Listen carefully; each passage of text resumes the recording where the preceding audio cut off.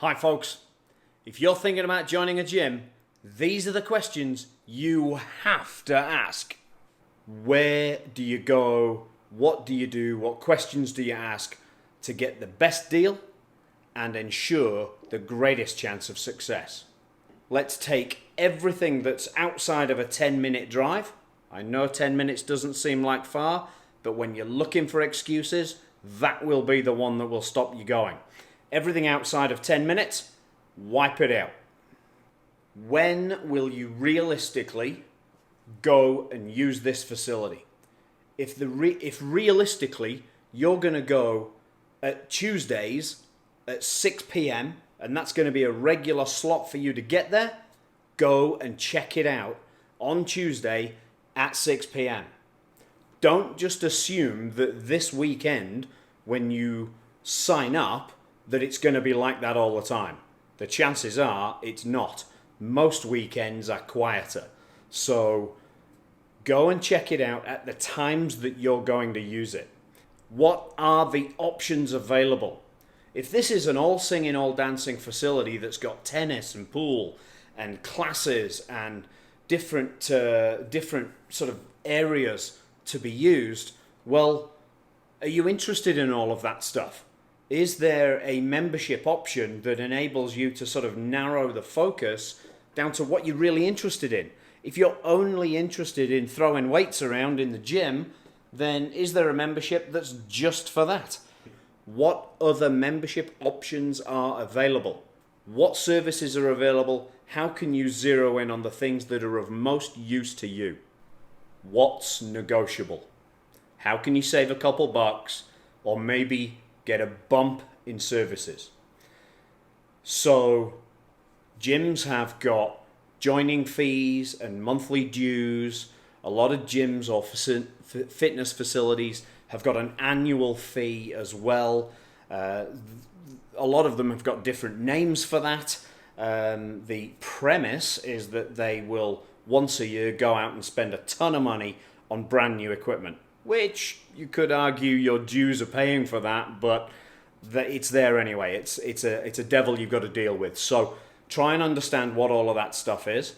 Can you get a bump in services or a savings if you offer to pay in full for X amount of time?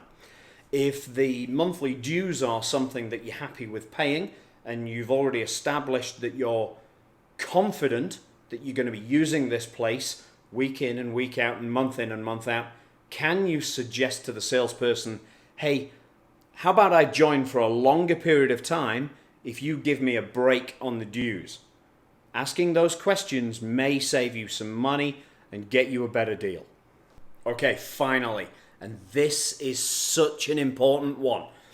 Make sure you get in writing. Now, there is a legal requirement, but it varies across countries and states if you're in the US here. But make sure you get on paper exactly what the cancellation requirements are and go over them. Go over them line by line with the salesperson and make sure that you understand each and every element. Now, in some places, you may be able to write in an addendum. If you write in an addendum to the cancellation requirements, for instance, a lot of clubs will require you to, for a cancellation because you're moving away, they will require you to provide proof that you're moving more than perhaps 15 or 20 or 25. I've even seen 40 miles for a cancellation clause. Well, if you live in a built-up area, 40 miles is the other side of the planet. It may as well be. So asking that for the clarity on that and potentially writing in an addendum. If you write in an addendum to an agreement, make sure it is signed with a clear and legible signature from the club's general manager or the sales director. Just the salesperson won't cut it. You've got to have someone of higher standing in the facility to be able to sign off on that. A lot of places won't do it, but if it's something that may cause you a headache down the line, it's worth asking. And if it's a possibility, make sure you get that signature from someone who's got that higher standing. You'll thank yourself later on. Get that cancellation clause understood, and make sure you keep a copy. All right, folks, that was it. Those are my tips for joining a gym. So you figure out where it is and what your options are and how often you're going to go and how realistic all of that is and what you're going to use and what you're going to pay and potentially how you may need to get out of it too. Once you've got all that figured out and you're comfortable with everything, you can make a decision, you can put your name on the bottom line. Best of luck with it. If you've got any questions, of course, please hit me up, reach out. Contact information is somewhere around here.